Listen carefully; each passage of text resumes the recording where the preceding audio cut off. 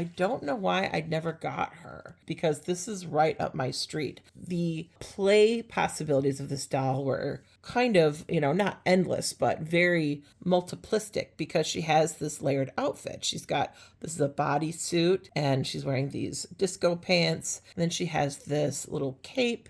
And then there's a little tiny cape, a shorter cape that I have tied around the doll's waist. Here they have it tied around her shoulders. You can tie it in her hair. You can put it around her in a multiple of ways. And that was the appeal behind these kinds of outfits. Pink and Pretty did that. Pretty Changes did that. Several dolls during this time went on that kind of premise of being able to change and alter the outfit and get several outfits in one. So I'm not sure why I never got this doll, but I'm really excited to have this reproduction. Now we will talk about the good, the bad, and the ugly